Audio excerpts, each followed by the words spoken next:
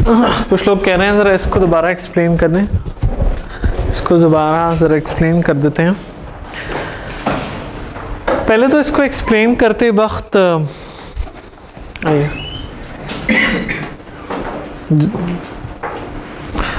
Explain करते वक्त मैं ये बताऊंगा कि शॉर्ट प्रोजेक्ट्स के लिए तो आपने ऐसे, जैसे मैंने अभी निकाल ली, लेकिन लार्ज प्रोजेक्ट्स के लिए आप ऐसे नहीं निकाल सकेंगे बिल्कुल भी। लार्ज स्केल प्रोजेक्ट के लिए आप इस तरह नहीं निकाल सकेंगे। तो लार्ज स्केल प्रोजेक्ट के लिए किस तरह निकालेंगे उसको ज़रा देखिएगा।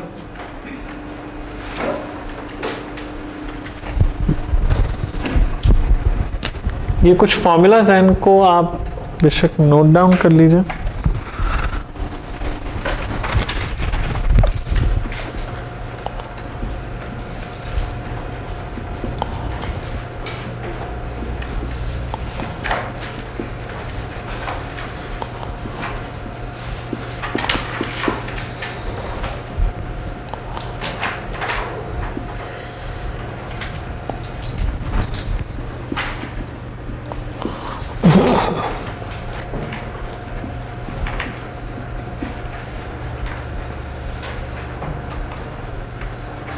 आप इस तरह से नोट करिएगा जिस तरह मैं यहाँ पे लिख रहा हूँ।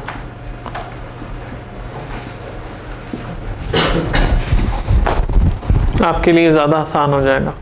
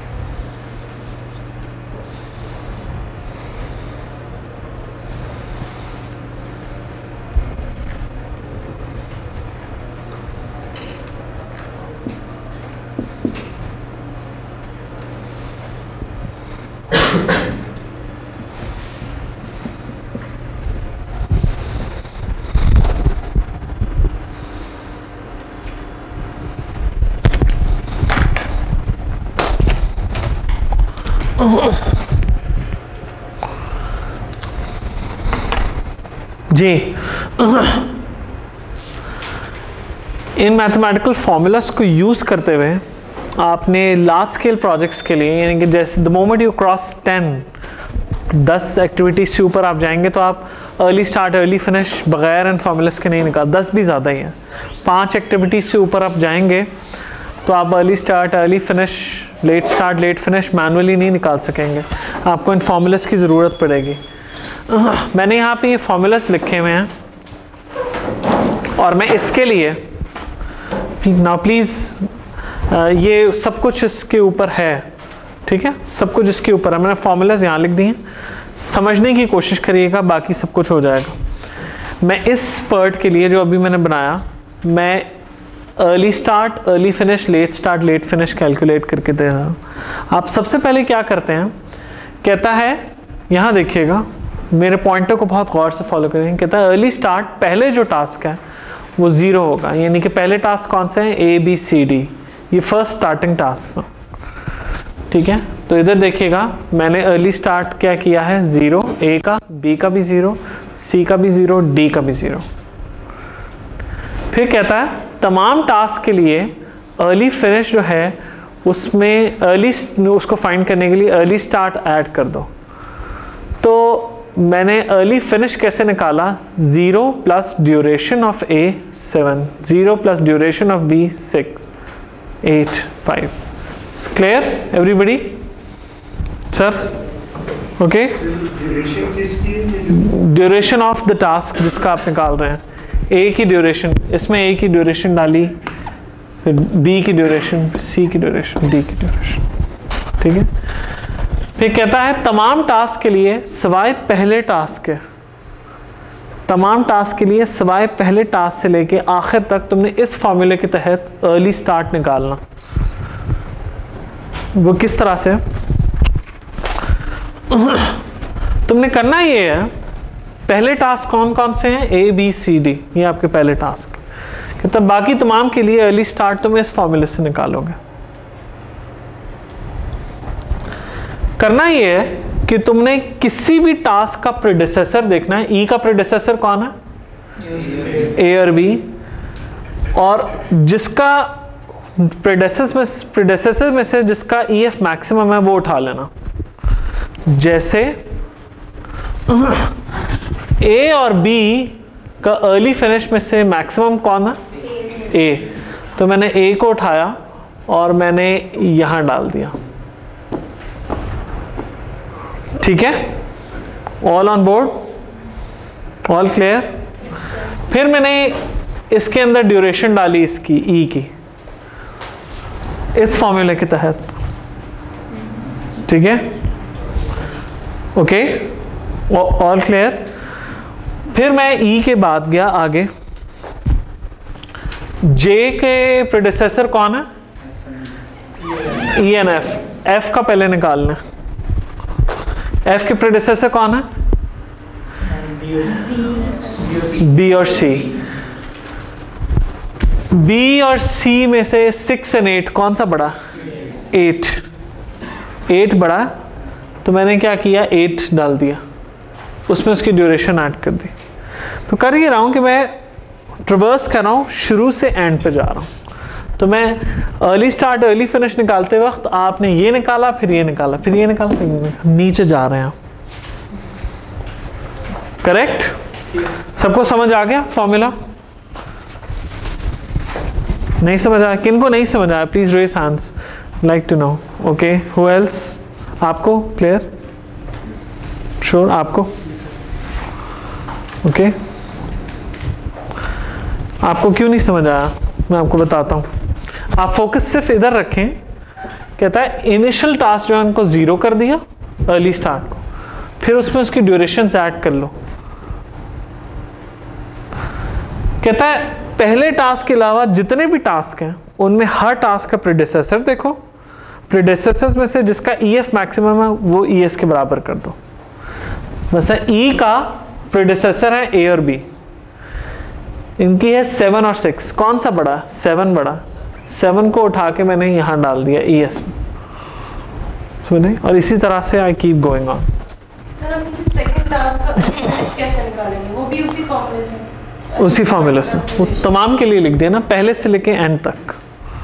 ठीक है, अब लेट स्टार्ट और लेट फिनिश की जरा बारी आती है लाइन के नीचे। कहता है जो आखिरी टास्क है, बल्कि इसको मैं फॉर्मूला को सही कर दूं, ये स्लाइड्स में भी गलती है, इसको आप सही कर लीजिएगा। Late finish is equal to project duration.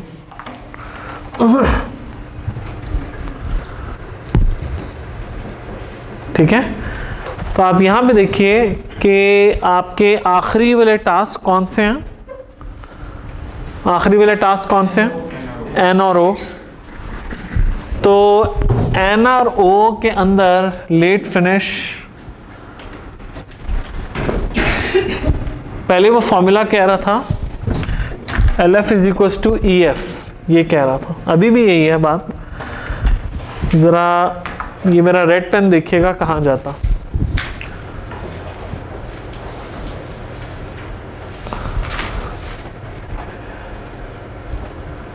ये प्रोजेक्ट ड्यूरेशन है और वो कहता है ये बराबर है इसके। ठीक है जी, कोई मसला तो नहीं है? ओके। दूसरे केस में O है, तो O में यहां पे गलती मैंने की हुई है, देखें ये गलत है। ये क्या होना चाहिए? ये कितना होना चाहिए? ये तो 47 ही होगा। ये कितना होना चाहिए? 50 होना चाहिए, क्योंकि A के पास 3 का स्लैक, O के पास 3 का स्लैक था। लेट फिनिश क्या होगा? 3 एक्स्ट्रा दिन उसके पास।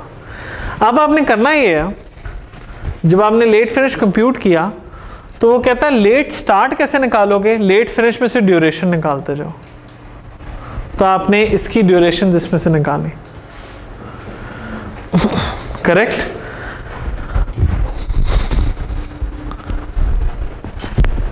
पीछे आप क्या करेंगे? अब M का आपने लेट स्टार्ट निकालना। तो आपने इस फॉर्मूले लेट फिनिश निकालना है इस फॉर्मूले से। तो कहता है m के सक्सेसर्स देखो और उनका मिनिमम ls उठा लो। m का सक्सेसर्स हैं n, अब हम m का निकाल रहे हैं, ये निकाल रहे हैं LF। कहता है m के सक्सेसर कौन है, n और o। n और o का मिनिमम ls किसका, दोनों का 41 ही है, तो मैं यहाँ पे 41 डाल दिया। अगर एक का 40 होता तो मैं क्या डालता, 40। और इसी तरीके से आप पीछे ट्रिवर्स करते जाएंगे। तो स्टूडेंट्स गलती क्या करते हैं, पहले LS LF नहीं निकल सकता, पहले निकलेगा ही ES EF। पहले आप यूं जाएंगे फिर आप यूं जाएंगे। All okay everybody, clear? Feedback तो दें, क्लियर और not clear? Sure sir, clear? आप चार लेडीज, ओके। अब हर चीज तो पक्की पकाई मिलेगी नहीं, तो एक काम करिएगा, जरा टास्क स्लैक और कम्युलेटिव स्लैक खुद निकालना सीखिएगा। इसमें कम्युलेटिव स्लैक बहुत आसान है, कहता है LF में से EF माइनस करते जाओ। ये तो बहुत ही आसान है, इसमें से ये माइनस किया, ये इसमें से ये माइनस किया, ये। लेकिन इनमें एक कैच है, दो कैच है। एक कैच तो ये कि एलिएसन को यहाँ से क्वेश्चन देने का बड़ा शौक है मिड टर्म में, ये पहला कैच है। दूसरा कैच ये है कि एक आपने गलत किया और द होल गोज ऑफ। तो ये दो कैच याद रखिएगा। कम्युलेटिव स्लैक तो बहुत आसान है, LF में से EF निकालते जाओ। ये जरा खुद निकाल लीजिए, जो टास्क ऐसे होंगे जिनका CS और TS, टास्क स्लैक और कम्युलेटिव स्लैक दोनों जीरो हैं, वो हैं आपके कम्युलेटिव, वो क्रिटिकल टास्क्स, क्रिटिकल पाथ पे लाइक कर रहे हैं। मैं ये कह रहा हूं कि जिनका CS, टास्क स्लैक और कम्युलेटिव स्लैक दोनों जीरो हैं, वो आपके क्रिटिकल पाथ पे लाइक कर रहे हैं। ठीक है जी, आपकी जो असाइनमेंट 3 है वो यहाँ तक सिमिलर प्रॉब्लम मैंने आपको दी है, जिसको आपको सॉल्व खुद करना है, दोस्तों से इज्तनाब करें। ठीक है, सही है।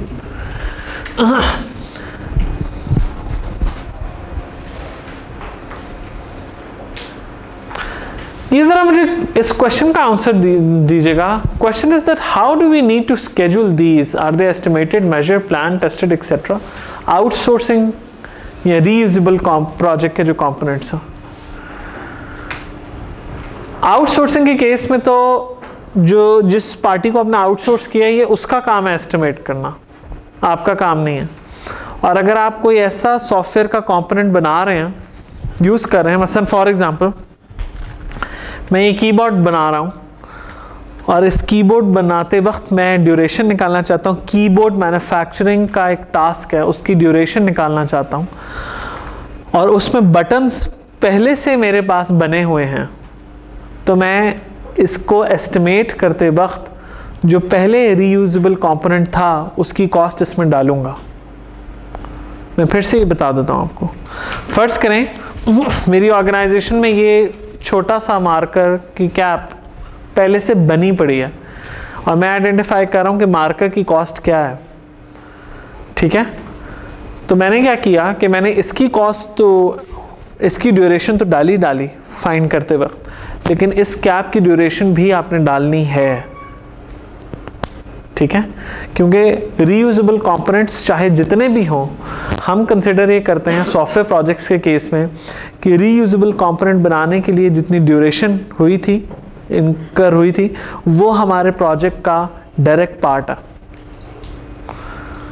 समझ आई? हम इसकी एग्जांपल ले लेते हैं। आप एक सॉफ्टवेयर बना रहे हैं जिसमें आपने एक मॉड्यूल बना के रख लिया जिसमें आपको जिसमें आपको सपोज अज्यूम कर लेते हैं 6, 7, 8 महीने लगे हैं, 8 महीने लगे हैं, वो आपने बना के रख लिया। आपके बाकी प्रोजेक्ट्स के अंदर वो प्लग एंड प्ले होता। तो ये जो 8 महीने आपने टाइम स्पेंड किया, इसकी कॉस्ट को बेहतर ये है कि आप इस 8 महीने को इंक्लूड करें अपने प्रोजेक्ट के अंदर। ठीक है, क्यों, क्या करना चाहिए या नहीं करना चाहिए? इसलिए है क्योंकि कस्टमर को ना बताएं कि हमारे पास रीयूजेबल कंपोनेंट पड़ा, हर दफा डालें, कस्टमर को तो मत बताएं ना आप। अगर आप कस्टमर को बताना चाहते हैं फिर मत डालें। ड्यूरेशन पे सिर्फ कॉस्ट नहीं सर, ड्यूरेशन अगर चेंज होगी तो कॉस्ट चेंज होगी ना बाद में। अगर तो मैंने कस्टमर को नहीं बताना ये बात कि भाई पहले से बनी पड़ी है चीज़, part of the software is already made, तो फिर तो मैं क्या कहते हैं उसको इंक्लूड करूँगा ना। लेकिन अगर मैंने कस्टमर को नहीं बताना, तो अगर मैंने कस्टमर को बता देना कि हाँ यार ये पहले से बना है, तो फिर वो तो कस्टमर कहेगा अच्छा ये तो आपका पहले से बना हुआ, तो इसको तो आप मेरी कॉस्ट में मत डालें ना, ये तो खाली आपने प्लग एंड प्ले करना। समझ रहे हैं बात मेरी? सर आपको क्लियर हुई मेरी बात? देखें वो एक अलग चीज़ है, यू आर करेक्ट, वो एक अलग चीज़ है, यहाँ पे बात हो रही है ड्यूरेशन की, बिकॉज ड्यूरेशन की वजह से भी कॉस्ट आती है, उसकी बात कर रहा हूँ। वेरी वैलिड क्वेश्चन, बहुत वैलिड क्वेश्चन है आपका, ठीक है। इनका क्वेश्चन सबको समझ आया? आगे आपको बाकी सबको इनका क्वेश्चन बड़ा ही अच्छा है। इनका क्वेश्चन ये है कि सर ये बात तो ठीक है कि हमने उसकी ड्यूरेशन ऐड नहीं की रीयूजेबल कंपोनेंट की, लेकिन रीयूजेबल कंपोनेंट की कॉस्ट ऐड करेंगे। जी हाँ, ऐड करेंगे, लेकिन वो वाली कॉस्ट ऐड नहीं करेंगे जो रीयूजेबल कंपोनेंट बनाने में खर्च आए। और ये कैसे होगा? जब हम MS प्रोजेक्ट में जाएंगे तो मैं आपको फिक्स्ड कॉस्ट डालना सिखाऊंगा, अभी नहीं मैं आपको सिखा रहा। तो वहाँ आपको पता लगेगा कि फिक्स कॉस्ट क्या है और वेरिएबल कॉस्ट क्या है। वेरिएबल कॉस्ट कंप्यूट हो रही है based on effort that you are putting in for doing something. उस क्लाइंट से हम जितना चार्ज करना चाहते हैं उतना हम कर लेंगे। जी $100 लगे थे जी तो उनसे 10 चार्ज जी। इस पे कॉस्टिंग के ऊपर अभी मैं इसलिए नहीं आ रहा, वो एक और बहुत बड़ा बिखेड़ा है, अभी उसमें चले गए तो बस फिर उधर ही रह जाएंगे। अच्छा, तो ये रिसोर्स लोडिंग एंड लेवलिंग की भी मैंने यहाँ एग्जांपल दे दी है। अब मैंने ये सारी चीज़ें तो आपको बता दी हैं। अब ज़रा आगे जाने से पहले मैं ज़रा इस लेक्चर को यहाँ पे डिसकंटिन्यू करके पहले मैं आपकी प्रोजेक्ट की गाइडलाइंस पे आता हूँ। पहली बात तो प्रोजेक्ट का ये फॉर्मेट आप यही यूज़ करेंगे, अपलोड किया हुआ है। इस टेबल ऑफ कंटेंट्स को रीजनरेट कर लीजिएगा, ठीक है। नया टेबल ऑफ कंटेंट्स मत डालिएगा और इसी फाइल को उठा लें यहाँ से, और इसमें आप देख लें कि अगर आपको टेबल होगा तो आप उसकी सोर्स, अगर आपका अपना टेबल है तो ठीक है, अगर आपका अपना टेबल नहीं है तो उसकी सोर्स बताएंगे मुझे, क्या सोर्स है आपकी, ठीक है। दूसरी चीज़ कि इसी तरह अगर आप फिगर्स यूज़ कर रहे हैं तो फिगर अगर आपकी अपनी है तो आप उसके बारे में बताएं, बेशक मत बताएं, वरना अगर आप कहीं से यूज़ कर रहे हैं तो सोर्स बताएंगे उसकी, और उसके रेफरेंसेस वगैरह आपने सारे देने हैं। अब ज़रा coming back to this thing and let's discuss the project.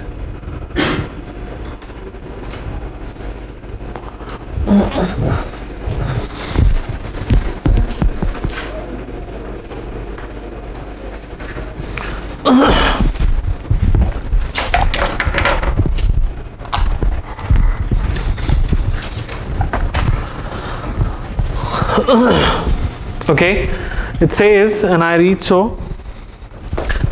कहता है the project of this course has been designed, पहली बात तो ये 10% of the course है for all student, designed completely to invoke a research oriented culture। लेकिन ये research oriented culture है, research paper writing oriented culture नहीं है, ये बात याद रखिएगा। आपको research करनी है, research paper is an outcome of the research।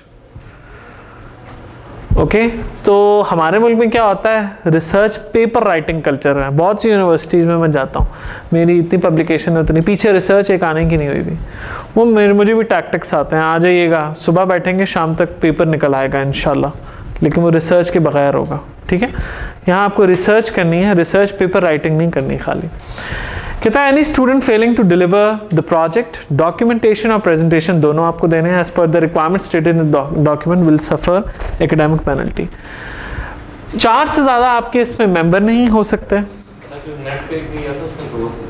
नहीं, आप देखिएगा। कहता है they can not be more than 4 group members in a group Divers होने चाहिए, तमाम फ्रेश ग्रेजुएट्स या वर्किंग प्रोफेशनल्स एक ग्रुप में ना हो। डीएल्स के लिए 3 से ज़्यादा बंदे नहीं हो सकते, और अगर इस पॉइंट के अलावा आप करना चाहते हैं तो सीक परमिशन फॉर मी। आपकी सबमिशन डेट प्रोजेक्ट की जो है वो प्रोजेक्ट की इस कोर्स की लास्ट जो क्लास होगी वो होगी, या अल्टरनेटिवली अगर कोई और होगी तो मैं ईमेल कर दूंगा। प्लेजरिज्म किसी तरह की मत करिएगा, वो मुझे पता लग जाएगा, it's going to impact your grades. Okay, अगर कोई प्रॉब्लम हो तो मुझे या मेरे टीए को आप इमरजेंसी में कॉल करें, कन्फ्यूजन कोई है, कोई अंडरस्टैंडिंग नहीं है तो। आपकी प्रोजेक्ट रिपोर्ट सिर्फ 10 खूबसूरत काम के पेजेस की होनी चाहिए, दैट्स इट, 10 पेजेस, इससे ऊपर नहीं आप जा सकते। ठीक है, आपका प्रोजेक्ट इनोवेटिव होना चाहिए, है स्पेसिफिक होना चाहिए, ये नहीं analysing the problems of Pakistan, no no no no no, there are too many problems.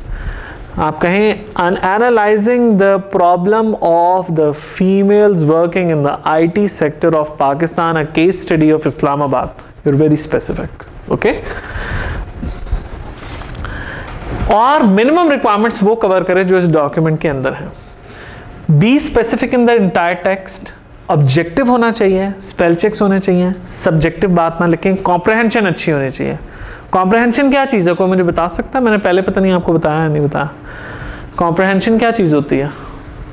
Come on, comprehension क्या चीज़ होती है जी? नहीं, अच्छी तरह बताएं ना, ज़रा मज़ा आए जी। मैं आपको कॉम्प्रहेंशन की एक सिंपल एग्जांपल देता हूँ। This room has 28 tube lights. Snow is falling outside. Both the sentences are correct, but no comprehension. You can't make sense out of it. Harry Potter की जो बुक है वो सबसे ज़्यादा सेल हुई दुनिया में, क्यों? क्योंकि जब आप किसी ने पढ़ी है हैरी पॉटर के वर्जन्स? पढ़े हैं आपने? कितने पढ़े हैं आपने? सारे पढ़े हैं। बिग फैन पीपल, एक दफ़ा कहते हैं शुरू कर दो तो आप रोक नहीं सकते। क्यों? इसलिए क्योंकि जब आप 7वां या आखिरी, इफ आई एम नॉट, 7वें पे जाते हैं ना तो आपको एग्जैक्टली पता होता है कि स्टोरी कहाँ से चली थी। Am I correct? This is the beauty of writing, that when I am on the 10th page I exactly know building up your work. तो comprehension हर एक के बस की बात नहीं होती, ठीक है? comprehension आपकी अच्छी होनी चाहिए। आपके प्रोजेक्ट के अंदर ये पॉइंट ई बहुत इंपॉर्टेंट है, आपके प्रोजेक्ट के अंदर ये चीज़ें होनी चाहिए। एब्स्ट्रैक्ट क्या है? एब्स्ट्रैक्ट मुंह दिखाई, सिंपल। 10 पेज के अंदर जो आप रिसर्च करने जा रहे हैं उसको पहले पढ़ने से पहले मैं जब पढ़ूं एक छोटा सा एब्स्ट्रैक्ट है जो मुझे बताए कि ये 10 पेजेस के अंदर क्या है, समरी, किस चीज़ को, किस प्रॉब्लम को आप टारगेट कर रहे हैं, क्या डिस्कस करना चाह रहे हैं अंदर, क्यों? This is your selling point. जब हम रिसर्च पेपर्स में या बुक्स में एपिलॉग या बुक्स के एंड में अगर आप देखें लिखा होता है इन्वोकिंग होता है, वो प्रीफेस और एब्स्ट्रैक्ट में क्या फ़र्क है? प्रीफेस आपको बताता है इससे पढ़ने से पहले तुम्हें क्या हुआ, जिस तरह आजकल वो इंडियन ड्रामों में नहीं होता पहले रीकैप, पिछला दिखाते हैं रीकैप, तो वो कुछ नहीं होता, पिछले में भी वैसे वही हुआ होता, उसकी 10-15 किस्तें बीच में से मिस भी कर दो तो काम चल जाता है। लेकिन प्रीफेस इज समथिंग कि आप कह रहे हैं कि ये चीज़ है, ये हम तुम्हें पहले से बता रहे हैं। एब्स्ट्रैक्ट में आप कहते हैं कि जो पूरी आपकी बुक है उसको आप कवर कर रहे हैं कि देखो मैं इस काम को करने जा रहा हूँ, इसके अंदर मतलब मैं आपको अपने PhD के थीसिस का एब्स्ट्रैक्ट समझा देता हूँ। मेरा थीसिस का टॉपिक है organisational development for revitalisation of ICT industry of Pakistan. कहता ये है बहुत सिंपल, एब्स्ट्रैक्ट ये कहता कि पाकिस्तान की इंडस्ट्री इंडियन IT इंडस्ट्री से होनी चाहिए है 5 गुना छोटी, क्योंकि इंडियन ओवरऑल इंडियन इंडस्ट्री से हर चीज़ में हमारी इकॉनमी 5 साइज छोटी है, लेकिन जो हमारी और उनकी IT इंडस्ट्री का गैप है वो है 27 सॉरी। तो ये 22 का एडिशनल गैप क्यों आ रहा है? तो थीसिस ये कहता है कि ये जो 22 का एडिशनल गैप आ रहा है उसकी बहुत सी वजूहात हैं, 1 2 3 4। मैं टारगेट कर रहा हूँ एक वजह, और वो ये है कि OD प्रैक्टिसेस नहीं होती हमारी इंडस्ट्री के अंदर, ठीक है? ये आपका एब्स्ट्रैक्ट है। अब देखिए मैंने आपको समझा दिया ना थीसिस क्विकली कि ये है। तो फिर एब्स्ट्रैक्ट क्या कहता है? मैं ना सिर्फ OD की प्रैक्टिसेस को स्टडी करूंगा, उसके यूजेस को स्टडी करूंगा, बल्कि ऐसे इंपॉर्टेंट मॉडल और टेक्निक्स भी प्रूव करके दिखाऊंगा जो किसी भी पाकिस्तान की ऑर्गेनाइजेशन के ऊपर जब लगेगा तो उसके अंदर इकॉनमी बेहतर होगी, ऑर्गेनाइजेशन बेहतर होगी, देर बाय इकॉनमी बेहतर होगी। और वो कैसे बेहतर होगी? रिटर्न ऑन इन्वेस्टमेंट बेहतर होगा, पैसे आएंगे उसके पास। ठीक है, तो एब्स्ट्रैक्ट ये है। पर्पस, क्यों आप ये रिसर्च कर रहे हैं, आपने ये क्यों चुना? आपका पर्पस ये हो सकता है कि I am already a business analyst and this thing has this research has so motivated me कि मैं इस एरिया को ज़्यादा स्टडी करूं। सबसे इंपॉर्टेंट चीज़ ये तकरीबन एक ही चीज़ है, पर्पस एंड ऑब्जेक्टिव्स एक ही चीज़ है। अब रिसर्च क्वेश्चंस के ऊपर बात कर लेते हैं। 99.9% स्टूडेंट्स अपने रिसर्च क्वेश्चंस गलत बनाते हैं। इस पे आगे जाने से पहले मैं आपको छोटी सी एग्जांपल देता हूँ। रिसर्चेस 3-4 लेवल की होती हैं। पहली रिसर्च होती है exploratory, the second is explanatory, descriptive और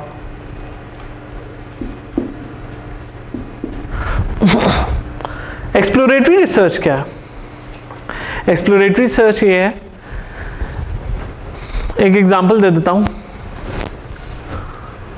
how does an average classroom of case look likes. Okay, तो मैं क्या करूंगा, मैं एक रूम में आया, या एक्सप्लोरेटरी रिसर्च ये कह लें कि how does B03 room looks. You enter and you say, oh, there's this much tube lights. What are you doing? You're exploring. तो एक्सप्लोरेटरी स्टडीज के अंदर आपके जो क्वेश्चंस बनेंगे वो एक्सप्लोरेटरी होंगे, एक्सप्लोर कर रहे हैं ना आप चीज़ों को। बाज़ औक़ात आपको यही नहीं पता होता कि मैंने एक्सप्लोर क्या करना। मसलन अगर मैं कमरे में आने से पहले ये क्वेश्चन बना लूँ कि question number 1, are there any sofas in this room? What is the answer to this? No. तो क्या इससे मैंने रूम को एक्सप्लोर कर लिया? मैंने रूम को एक्सप्लोर नहीं किया। क्यों? मेरा रिसर्च क्वेश्चन गलत था। एक्सप्लोरेटरी स्टडीज करते वक्त आप कमरे से बाहर अगर खड़े हैं तो आप पहले से एक्सप्लोर करे बगैर ही सवालात तो नहीं बना लेते ना, पहले एक्सप्लोर करोगे तो सवालात बनाओगे। एक्सप्लोर कर रहे हो। मसलन एक क्विक एग्जांपल ले लेते हैं। किसी का टॉपिक फाइनलाइज हुआ है अभी तक? जो थोड़ा बहुत, हाँ, आप अपना टॉपिक बताएंगे मुझे, जो मैंने लिखवाया था आपको।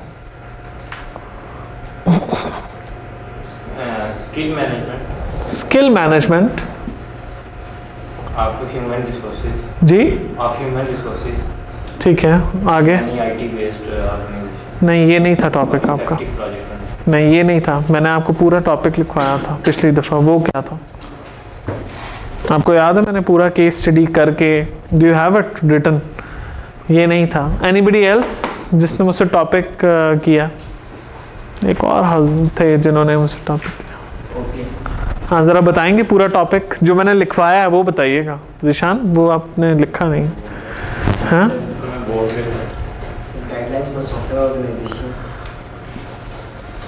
guidelines for software organization for implementing OPM3। पूरा बताया ना? पूरा a case study for Pakistan based financial software solution provider. बहुत ही आसान है, टॉपिक से डरे नहीं, ये टॉपिक इजी करता है लाइफ इनकी। कह रहा है आप गाइडलाइंस देंगे उन सॉफ्टवेयर ऑर्गेनाइजेशन को जो OPM3 का स्टैंडर्ड्स प्रोजेक्ट मैनेजमेंट का इंप्लीमेंट करना चाहते हैं, लेकिन आप केस स्टडी दे रहे हैं, सिर्फ फोकस रख रहे हैं अपना उन पाकिस्तानी ऑर्गेनाइजेशंस को जो फाइनेंशियल सॉल्यूशंस डेवलप कर रही हैं, बस। अब एक्सप्लोर इनको करना पड़ेगा। हाँ, बिल्कुल एक्सप्लोर करना पड़ेगा। जगह जगह जाएंगे, देखेंगे कि OPM3 किस तरह से इम्प्लीमेंट होता है, क्या हुआ है, क्या होता है, क्या हो सकता है, और अगर हो सकता है तो कैसे एक्सप्लेन करेंगे, डिस्क्राइब करेंगे। समझ आई? तो आपका पहला रिसर्च क्वेश्चन क्या होगा? इसका पहला रिसर्च क्वेश्चन क्या होगा? ये मैं आपकी मदद कर रहा हूं, याद रखिएगा। पहला रिसर्च क्वेश्चन क्या होगा? What is OPM3? Number 1। Question number 2, is OPM3 implemented in Pakistan? 3, if OPM3 is implemented in Pakistan, then how it is implemented? Third research question. Fourth research question क्या होगा? Are there problems in existing OPM3 implementation in Pakistan? और आप खाली financials कर रहे हैं। अगला सवाल क्या होगा? What are the recommended practices? जो आपका असली क्वेश्चन है, What are the recommended practices for OPM3 implementation in financial based software organization in Pakistan? Analysis भी होगा इस केस में कि OPM3 जो कर रही हैं जो नहीं कर रही। नहीं, यहाँ पे क्या बात हो रही है? देखें, आप ये नहीं बता रहे कि OPM3 अच्छा है या बुरा है। आपकी रिसर्च कह रही है कि मैं सिर्फ ये बता रही हूँ कि OPM3 इंप्लीमेंट जिसने करने का सोच लिया उसने कैसे इंप्लीमेंट करना।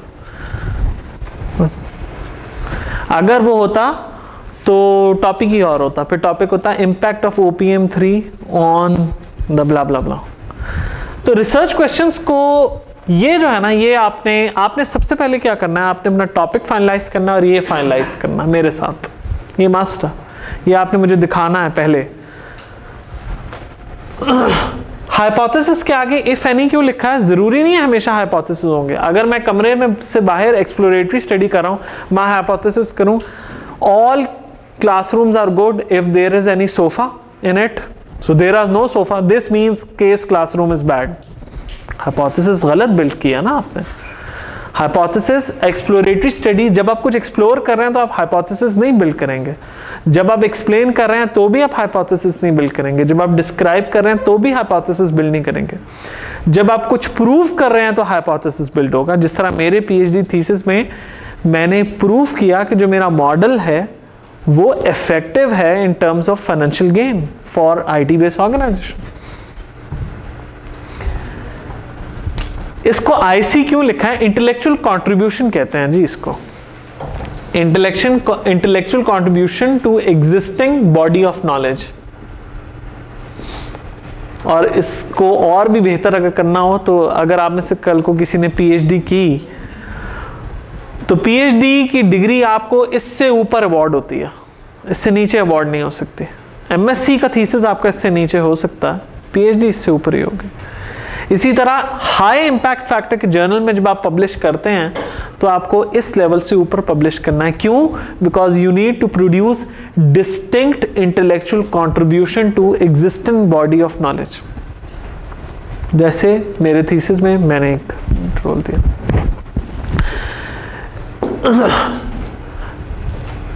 ये जो डिस्टिंक्ट इंटेलेक्चुअल कंट्रीब्यूशन है ये किसी भी फॉर्म में हो सकती है। ये रिकमेंडेशन भी हो सकती है, ये मैथमेटिकल मॉडल भी हो सकता है, मैथमेटिकल इक्वेशन भी हो सकती है, ये रूल भी हो सकता है, ये लॉ भी हो सकता है, न्यूटन लॉ जिस तरह था, ये कोई आइंस्टाइन की इक्वेशन भी इसमें आती है, फॉलो इन करती है। ठीक है, ये आपका कोई बेस्ट प्रैक्टिस भी हो सकती है, ये रिकमेंडेशंस भी हो सकती हैं आपकी। लेकिन ऐसी रिकमेंडेशन ना हो कि जो बी मासी की तरह आप दिए जा रहे हैं और वो रिकमेंडेशन के पीछे कोई सॉलिड प्रूफ नहीं है। जिस रिकमेंडेशन के पीछे सॉलिड प्रूफ नहीं है इसका मतलब है वो इंटेलेक्चुअल कंट्रीब्यूशन नहीं है। ठीक है, ये पर्सनल ओपिनियंस हैं आपके, लेकिन प्रूवन, साइंटिफिक प्रूवन बातें नहीं हैं। फिर आपकी स्कोप क्या है? इसका स्कोप क्या है? इसका स्कोप ये है कि आपने खाली फाइनेंशियल सॉफ्टवेयर सॉल्यूशंस की ऑर्गेनाइजेशंस पे बात करना है जो पाकिस्तान में है और स्पेसिफिकली इस्लामाबाद, रावलपिंडी में। ठीक है, रिसर्च मेथोडोलॉजी क्या है आपकी? हर रिसर्च क्वेश्चन के लिए आपकी रिसर्च मेथोडोलॉजी अलग अलग होगी।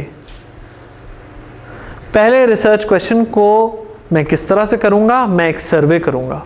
दूसरे रिसर्च क्वेश्चन को मैं किस तरह से करूँगा, नहीं यार मैं सर्वे नहीं कर सकता, मुझे एनालाइज करने की ज़रूरत है चीज़ को।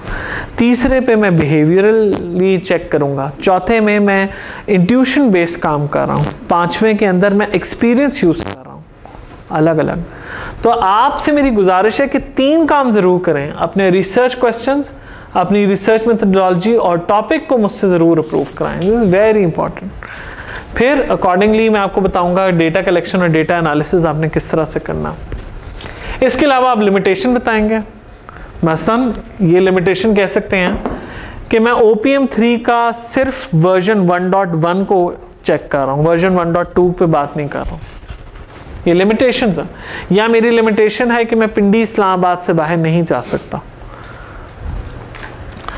अपने थीसिस के अंदर, अपने रिपोर्ट के अंदर लिस्ट ऑफ एब्रीविएशंस दें जो आप यूज करेंगे, लिस्ट ऑफ एक्रोनिम्स दें। एक्रोनिम्स क्या होते हैं?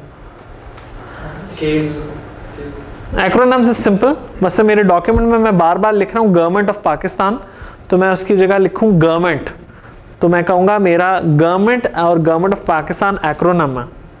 यानी कि अगर मैं कहीं गवर्नमेंट ऑफ पाकिस्तान लिख रहा हूँ, it means it's government. Okay. इसके अंदर अपने कंक्लूजन्स दें, फाइंडिंग्स दें, अपनी रिकमेंडेशंस दें, रेफरेंसेस दें। अब मैं रेफरेंसेस भी देना आज आपको सिखा देता हूं कि आपने रेफरेंसेस किस तरह से देने। रेफरेंसेस देने के बहुत से स्टाइल हैं। जरा इसको देखिएगा। फर्स्ट करें, ये डॉक्यूमेंट का पेज नंबर 5 है और ये लास्ट पेज है। आप रेफरेंसेस इस तरीके से दे सकते हैं। 2-3 तरीके हैं रेफरेंसेस देने के, मैं आपको जर्नलाइज बता देता हूं। पहली बात, एंड नोट्स और बिब्लियोग्राफी में क्या फर्क है?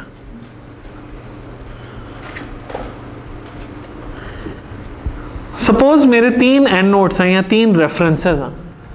अगर मैंने इधर किसी को साइट किया है, 2 को भी साइट किया है, 3 को भी साइट किया है इस पेज पे या कहीं पे भी डॉक्यूमेंट में, तो एंड नोट्स हैं। एंड नोट्स वो वाले रेफरेंसेस होते हैं जिनको आप साइट करते हैं या जिनको मेंशन करते हैं अपने डॉक्यूमेंट में। लेकिन बिब्लियोग्राफी वो वाले रेफरेंस होते हैं जिनको आपने पढ़ा, देखा, सीखा, सब कुछ किया, लेकिन आपने उनको मेंशन नहीं किया, साइट नहीं किया। Love site. साइटेशन किस किस तरह से हो सकती है उसको देखिएगा। अच्छा, एंड नोट्स हमेशा नंबर्ड होते हैं, बिब्लियोग्राफी नंबर्ड नहीं होती। क्यों? क्योंकि वो साइट नहीं होती तो वो नंबर्ड ही नहीं होते। एंड नोट्स का जो फॉर्मेट है उसके लिए मैंने एक डॉक्यूमेंट अपलोड कर दिया, आप देख लीजिएगा उस डॉक्यूमेंट को। बोनमाउथ यूनिवर्सिटी का डॉक्यूमेंट अपलोड किया मैंने, उसको देखिएगा, उसी फोल्डर के अंदर मिलेगा आपको। अब जरा मैं आपको बता रहा हूँ साइटेशन किस तरह। ये एक पेज है वर्ड का, मैं कहूँ योर प्रोजेक्ट 1, इसका क्या मतलब है कि इसको जो मैं कह रहा हूँ इसका कॉरेस्पॉन्डिंग रेफरेंस यहाँ पे है। और अगर मैं कहूँ जाते जाते जाते इस पे डाल रहा हूँ फुल स्टॉप के बाद, इसका मतलब है ये पूरी चीज जो है इसका कॉरेस्पॉन्डिंग रेफरेंस 1 मिलेगा। लेकिन इसका ये मतलब नहीं है कि एज इट इज 1 में अपीयर हो रहा। इसका मतलब है मेरी ये बात है और इसका कॉरेस्पॉन्डिंग प्रूफ तुम 1 से ले सकते हो, लेकिन ये अल्फाज मेरे हैं। ये नहीं कि उधर से पूरा छापा मारा और 1 लिख दिया और सेफ हो गए ना। अगर मैं किसी लफ्ज पे डाल रहा हूं तो इसका मतलब है only that particular word is reference. Sir multiple lines में कैसे हम करेंगे कि फॉर एग्जांपल 2-3-4 लाइंस हैं और उसके एंड में अगर हमने लिया है या एक लाइन है, डिफरेंशिएट कैसे होता है इसमें कि एक लाइन का रेफरेंस हमने लिया है या सारी पिछली लाइनों का? सर अगर ये पूरा है और आपने मल्टीपल रेफरेंसेस देने हैं इसके, तो आप देंगे 1, 2, 3 इस तरह से। नहीं सर, अगर मैं 4 लाइंस मैंने ली है रेफरेंस के तौर पे, हर लाइन के एंड पे मैं करूँगा यानी 1 लिखूँगा? नहीं, अगर आप एज इट इज कॉपी कर रहे हैं, अगर मैं अपनी वर्डिंग में भी मेंशन किया, अगर आप अपनी वर्डिंग में मेंशन कर रहे हैं तो फुल स्टॉप तो डालेंगे ना, तो हर फुल स्टॉप के बाद आपने रेफरेंस देना। Yes, if you need to. अच्छा, दूसरी चीज, एक तो ये हो गया, दूसरा आप एक चीज यूज कर सकते हैं वर्ड में, फुटनोट्स। फुटनोट्स क्या है? आपने फुटनोट्स दिया और मैं यहाँ पे एक जगह बना रहा हूँ, तो मैंने यहाँ फुटनोट दे दिया। Your project report means report of student in SPM course. तो मैंने क्या किया, मैंने एक्सप्लेनेटरी रिमार्क दे दिया using footnotes. All clear? Any confusions? Okay. Citation करने का एक तरीका ये भी होता है कि आप किसी के टेक्स्ट डायरेक्ट उठा लें, डबल कोट्स में डालें, फिर उसको इटैलिक्स करें, पूरा इटैलिक्स में होना चाहिए, और आपने लिखा 1, इसका मतलब है ये चीज मैंने पूरी की पूरी उठा के फर्स्ट रेफरेंस से एज इट इज डाली है, ये मेरे लफ्ज नहीं है, डबल कोट्स में है, इटैलिक्स में है। ठीक है। मजीद एक और तरीका ये होता है, इधर देखिएगा जरा, कि मैं कहूं Usama 2007 says double quotes, quotes close, italics में चीज, ये भी एक तरीका रेफरेंस करने का। In other words referencing, this is not known as reference, this is known as citation. इसको आप कहते हैं साइटेशन। रेफरेंस वो है जो आपने नीचे दे दिया। तो आपके इसमें रेफरेंस होने चाहिए, एंड नोट्स और बिब्लियोग्राफी होनी चाहिए, और एक एनोटेटेड रेफरेंस होना चाहिए। अब जरा जाके देखिएगा, गूगल करिएगा एनोटेटेड रेफरेंस क्या होता है। ये रिसर्च मेथड्स का कोर्स नहीं मैं पढ़ा रहा आपको, ठीक है, इसलिए ये चीज़ें काफ़ी हद तक इम्प्लाइड हैं कि आप करेंगे, लेकिन प्रॉब्लम ये है कि since many of you are coming to case for the first time, इसलिए आई एम टेलिंग यू। अच्छा, आगे कहता है लिस्ट ऑफ टेबल्स अलग दें, लिस्ट ऑफ इलस्ट्रेशन अलग दें। एनोटेटेड रेफरेंस आपने किसी जर्नल का देना, ठीक है, और कुलसूम जर्नल ऑफ लाहौर नहीं होना चाहिए वो, ठीक है, वो जर्नल कोई रिप्यूटेड जर्नल हो, ठीक है। ऐसे बहुत मिलते हैं, बहुत जर्नल्स हैं, do you just pick up 1000, और हमारा ख्याल होता है खाली लाहौर में ही कुलसूम जर्नल पब्लिश होता है, ऐसी बात नहीं है, वाशिंगटन DC में भी कुलसूम जर्नल पब्लिश होते हैं, really there are pathetic journals everywhere publishing. Okay, ये मैंने पूरा का पूरा पॉइंट आपको एक्सप्लेन कर दिया। एनेक्स्चर्स कोई हैं तो साथ दीजिए, कीवर्ड्स अपने ज़रूर बताइए इसके। किसी तरह की सपोर्ट डॉक्यूमेंटेशन है, सर्वे टूल्स हैं, कोई शीट्स हैं यूज़ करें, एनालिसिस के लिए कुछ डॉक्यूमेंट यूज़ किया उसको एनेक्स्चर में डालिए। जितनी बुक्स मटेरियल रिव्यू कर सकते हैं वो उतना करिए।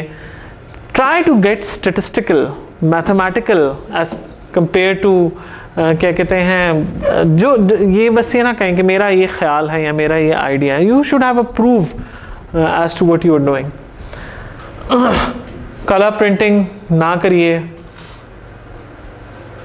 फॉर्मेट जो मैंने दिया उसके मुताबिक करें। साइटेशन के बारे में मैं आपको ऑलरेडी बता चुका हूँ। प्रेजेंटेशन के बारे में कुछ जल्दी बातें। पहली बात तो प्रेजेंटेशन के बारे में जो है, where did I keep my pen?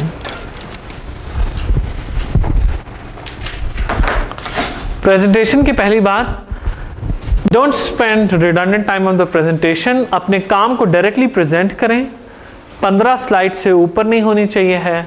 Objectively logically explain करें, जिस तरह आपकी जिस सीक्वेंस में रिपोर्ट बनी है उसको एक्सप्लेन करें आप, ठीक है।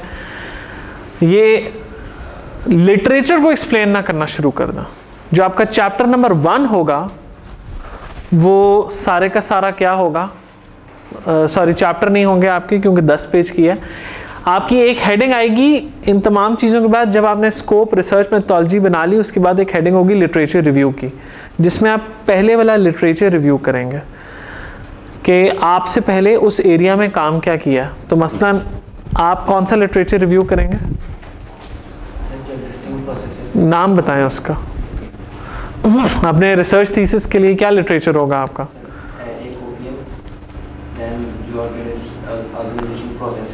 ना ओपीएम, पहली हेडिंग ओपीएम 3 आ गई। दूसरी हेडिंग आई Pakistani organisations working on OPM. अगर उसके अंदर कोई आपको लिटरेचर नहीं मिलता तो बहुत अच्छी बात है, लिख दें no literature found in this area, ख़त्म बात। अच्छा है कि वो लिटरेचर ना हो, अगर वहाँ पहले से लिटरेचर है तो मसला है, क्योंकि फिर आपको उससे बेहतर कुछ करना, ठीक है। बेहतर है कि उस एरिया में लिटरेचर हो ही ना।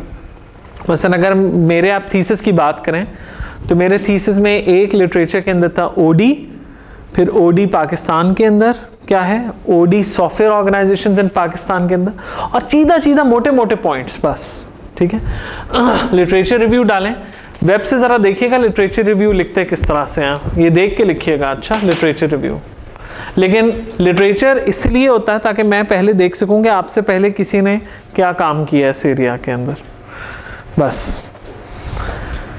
आप पूरा लिटरेचर उठा के गूगल से कट कॉपी पेस्ट करके मुझे प्रेजेंटेशन पे मत डाल दीजिएगा, और ना ही अपनी रिपोर्ट में इस तरह से डालिएगा। एक पेज से ऊपर आपका लिटरेचर रिव्यू नहीं होना चाहिए, 1 या 1.5 पेज बस। 5-1 मिनट है। मार्किंग इंडिविजुअल होगी, इसमें डीएल्स की और नॉन डीएल्स की डिफरेंट है। रिपोर्ट और प्रेजेंटेशन आपने देनी है हार्ड एंड सॉफ्ट फॉर्म में, डेडलाइंस को फॉलो करना है। Ask questions from me as much as possible, take appointment from me. अपना टॉपिक विद इन 1 वीक डालें, फाइनलाइज करें, एब्स्ट्रैक्ट दें, रिसर्च मेथोडोलॉजी अप्रूव कराएं मुझसे, रिसर्च क्वेश्चंस अप्रूव कराएं, ये चीज़ें कम से कम अप्रूव कराएं। और अपने एक तरह ना आए, कुछ स्टूडेंट्स मेरे पास आ रहे हैं, सर आप हमें टॉपिक दे दें। देखें ये तो इस तरह से तो आपने सारा अपना सरदर्द मेरे सर डाल दिया ना। अब आज आपको मैंने पढ़ाया तो आपके पास कोई आइडिया तो होना चाहिए ना, मोटा सा आइडिया कि 2-3 आइडियाज़ मेरे ये हैं। प्लस आप आ रहे हैं मेरे पास तो ज़रा रिसर्च मेथड्स, रिसर्च क्वेश्चंस देख के आए अपने क्या है। ऐसे ही आ जाएंगे तो मैं भी फिर ऐसे ही आपको भगाऊंगा, ठीक है। कुछ तो आप लेकर आए। Email is a great help, ask as many question as you can on email.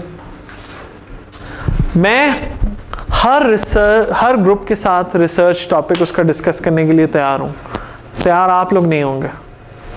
मैंने स्टूडेंट्स की टेंडेंसी देखी है that till the mid, between the mid term and the final वो टॉपिक फाइनलाइज नहीं करते हैं। ये मत करें अपने साथ। I am not going to keep pushing you again and again कि आप अपना टॉपिक फाइनलाइज करें। You should finalise your topic yourself, जिस तरह आज इनका टॉपिक फाइनलाइज हो गया, ठीक है ना, इनका टॉपिक फाइनलाइज हो गया। अपने ग्रुप मेंबर्स फाइनलाइज करें, डोंट वेट।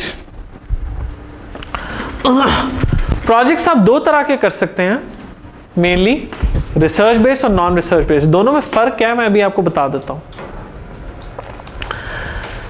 दोनों में से कोई भी टॉपिक करें चूज, दोनों में स्पेसिफिक प्रॉब्लम जो है उसको एड्रेस करना है अपना, स्पेसिफिक प्रॉब्लम एड्रेस करना। मसलन सॉरी आपका नाम, उमर ने जो टॉपिक चुना है वो मेरे नज़दीक रिलेटिवली रिसर्च बेस्ड इसलिए है क्योंकि इसके अंदर इनको कुछ रिसर्च करनी पड़ेगी। एक प्रोजेक्ट ये हो सकता है कि उमर कहें कि मैं क्लास को ये बताऊंगा कि OPM 3 क्या है, या मैं OPM 3 की समरी प्रोड्यूस करूंगा। ये रिसर्च बेस्ड प्रोजेक्ट नहीं है, समझ रहे बात है मेरी।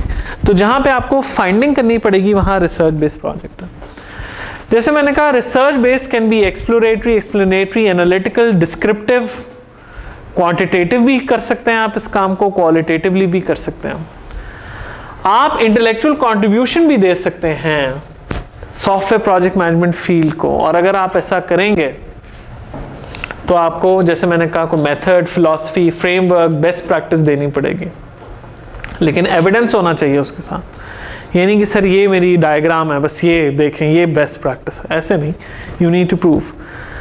अब क्या उमर इंटेलेक्चुअल कंट्रीब्यूशन कर सकते हैं? सिर्फ तब जब उमर एक मॉडल या टेक्निक बना ले और कहें कि पाकिस्तान में जब भी OPM 3 इंप्लीमेंट कोई करेगा तो वो इसी मेथड के थ्रू करेगा, फिर तो ये। लेकिन ये आप कर नहीं सकेंगे इसमें, because he doesn't have this much time in this course.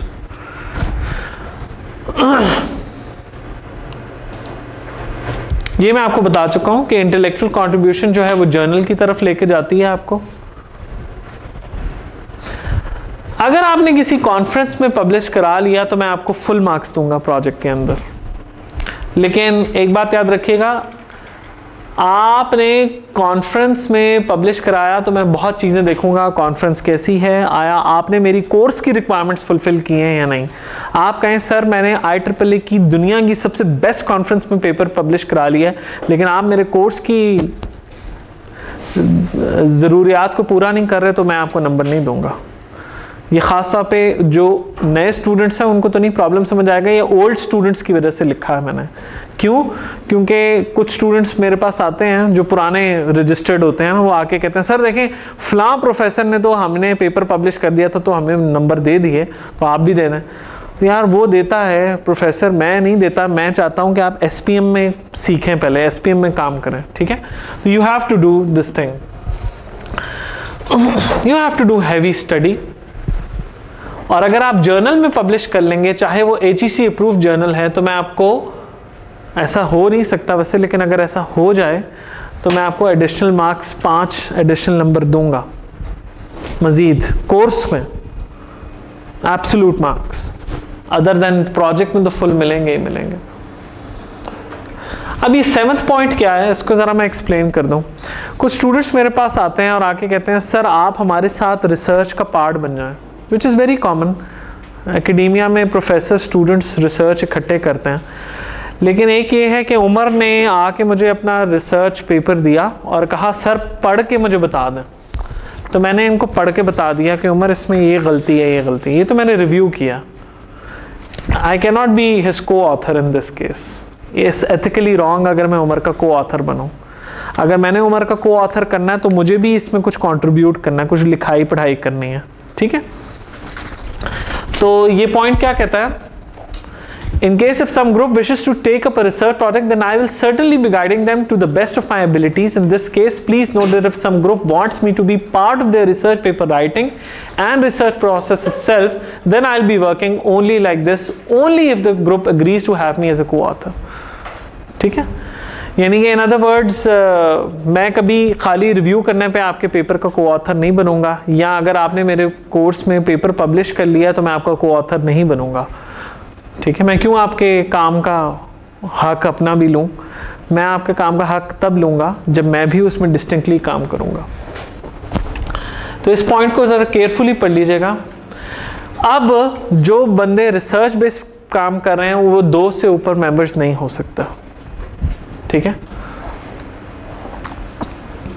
अगर कोई एम ही कर ले कि मैंने जर्नल में ही पब्लिश करना, तो उसके लिए पेज लिमिट की कोई नहीं है, कोई लिमिट नहीं है। Please present your work before final exam. मुझे कुछ दिखाएं, मुझे ऑन एंड ऑफ चीज दिखाएं, मुझे ये ना करें कि एंड में आप बिल्कुल दिखाएं। ये रिसर्च बेस्ड प्रोजेक्ट के लिए। अब नॉन रिसर्च बेस्ड प्रोजेक्ट में अगेन आप किसी तरह का कर सकते हैं, जो भी चाहें आप। एप्लीकेशन SPM की इंडस्ट्री में आप एक्सप्लोर कर सकते हैं। You can also pick a new topic related to SPM that has not been taught in a class. जैसे OPM 3 में क्लास में शायद नहीं पढ़ाऊंगा, तो OPM 3 के ऊपर कोई बता सकता है कि क्या है, और इस टॉपिक की आप समरी दे सकते हैं। जिस तरह कोई बंदा ये प्रोजेक्ट पिक कर सकता है कि ERP के सॉल्यूशंस का क्या रोल है प्रोजेक्ट मैनेजमेंट में, ठीक है। जर्नल आप बता दें, या आप मुझे ये बता सकते हैं कि क्लाउड कंप्यूटिंग जो है वो क्या है, और क्लाउड कंप्यूटिंग में प्रोजेक्ट मैनेजमेंट किस तरह से होती है। ये जर्नल टॉपिक्स हैं जिनके ऊपर आप पिक कर सकते हैं। कहता है, it is important to note that since this type of non research project is merely an existing literature survey, therefore such projects is allowed, but the instructor would not certainly recommend it. Encourage में बहुत ज़्यादा नहीं करता, लेकिन ये नहीं है कि इस पर आपके नंबर काटूंगा। ये पॉइंट पढ़ लीजिए। Whichever project you choose as non research project member, then it must be able to give instructor a feel. आपने एक नॉन रिसर्च बेस्ड प्रोजेक्ट चुना, लेकिन it must be able to give me a feel कि कुछ नया काम तो हुआ है और मेरी क्लास ने कुछ नई चीज़ सीखी है, कुछ इंफॉर्मेटिव था दूसरे लोगों के लिए, और आपने मास्टर बने हैं आप अपने काम के। ये ना हो कि आप आके कहें तो मैं कहूँ आई एम सॉरी, आपको प्रेजेंटेशन बंद करनी पड़ेगी क्योंकि आप मेरे क्लास में कोई कंट्रीब्यूशन नहीं कर रहे, कुछ सिखा नहीं रहे। अब अगर कोई आपको आके यहाँ OPM 3 के बारे में बताए तो बड़ी अच्छी बात है, बड़ी आपकी नॉलेज में इजाफा होगा। आपकी क्या, मेरी नॉलेज में बड़ा इजाफा हो सकता है, ठीक है। बाकी तो वही चीज़ें हैं generally. So dear students, what you need to do is get your members finalize, number 1. Number 2, इतना कोई डरावनी बात नहीं है. आपसे पहले 15 साल से लोग कर रहे हैं, तो आप भी कर लेंगे. पाकिस्तानी स्टूडेंट्स करते हैं और हर स्टूडेंट ही कर लेता है अल्हम्दुलिल्लाह, तो आप भी कर लेंगे. ठीक है, और हर स्टूडेंट इस क्लास के बाद ऐसी शक्ल बना के बैठता है जैसे ये भी आपने बनाई हुई है. ठीक है, सो डोंट वरी. ठीक है, I am used to this. Okay, since the last 15 years I can see the same kind of faces after this lecture, and then at the end of the day you will see wonderfully beautiful projects coming out. और हम देखेंगे जब आप projects की presentation सुनेंगे तो आपको पता लगेगा कि क्यों केस में आप आए हैं और इधर आपको दिया जा रहा है. हाँ, एक बात जो मेरे ओल्ड स्टूडेंट्स रह चुके हैं, ऐसा हो भी सकता है आपने मुझे ना तो कोई चीज़ दिखाई, ना आपने मुझे कुछ बताया, टॉपिक मोटा सा फाइनलाइज कराया, एंड में आप प्रेजेंट करने आए और मैंने आपको 1 मिनट बाद कह दिया आई एम सॉरी. ऐसा मैं कर चुका हूँ और मैं करता भी हूँ. राइट, जो पुराने स्टूडेंट, ऐसा होता है, तो ये मत करिएगा. You have lot of time. It's 6 week 10 weeks ahead. आप डिस्कस करें, टाइम लें. मैं एक स्लॉट बुक कर दूंगा इन द कमिंग डेज के इस टाइम पीरियड पे मैं प्रोजेक्ट्स डिस्कस करने के लिए बैठा हूँ. आप उस पर आ जाइए, डिस्कस करिए. कोई और टाइम आपको सूट करता है उस पर करें. डीएल्स फ़ोन पे सारी बात कर सकते हैं हम. ठीक है, तो जब प्रेजेंटेशन होंगी तो उसमें आप सब ने एंड में आना होगा. And I may call any one of you randomly. Okay, so what is the crux of today's class? एक तो ये कि मैंने आपको PMBOK अभी नहीं पढ़ाया, मैंने आपको टाइम एंड रिसोर्स मैनेजमेंट पढ़ाया, लेकिन जब मैं अगली लेक्चर में आऊँगा तो टाइम एंड रिसोर्स मैनेजमेंट का PMBOK का पोर्शन बड़े स्पीडीली होगा. क्यों? क्योंकि हम टूल्स एंड टेक्निक सारी पढ़ चुके हैं. So we will be very doing that very speedily. जाने से पहले कुछ और चीज़ें, एक तो ये नोट्स का सेट है जो मैंने दिया है, ये ले लीजिएगा. अगेन इसकी रीडिंग के बारे में मैं पिछली क्लास में एक्सप्लेन कर चुका हूँ. पूरा मैंने आपको डिटेल में एक्सप्लेन किया है कि इनको आपने किस तरह से पढ़ना है.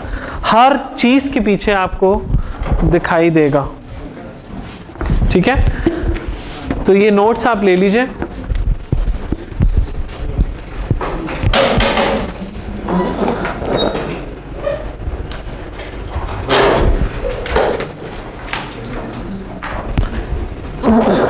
ये देखिए, ये रीडिंग है आपकी. अभी आप चैप्टर 6 PMBOK का ना पड़ेगा, अगली लेक्चर के बाद आप PMBOK का चैप्टर 6 पढ़ लीजिएगा. और ये रिकमेंडेड रीडिंग है, रिक्वायर्ड रीडिंग नहीं है. ये सारी जो है ये रिकमेंडेड रीडिंग है, रिक्वायर्ड रीडिंग नहीं है. उसमें आपको ये जो चैप्टर 6 है, ये देखें, ये आपको सबसे पहले पेज एक मिलेगा, उस पर लिखा होगा चैप्टर 6 पेज 185 टू पूरा में लिखा होगा. तो ये जो सारे के सारे 1 2 3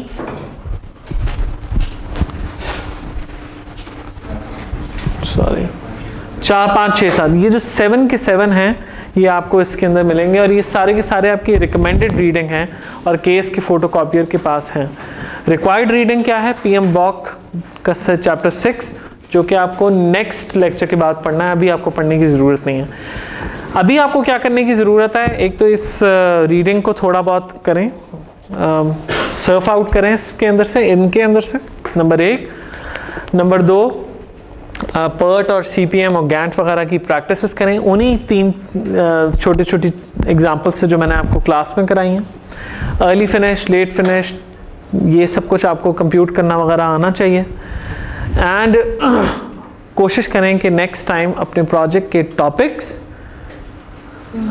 रिसर्च क्वेश्चंस और रिसर्च मेथड्स जो है करके हैं finalize. Okay, see you then, and I hope so your weekend is very good ahead. Okay, thank you.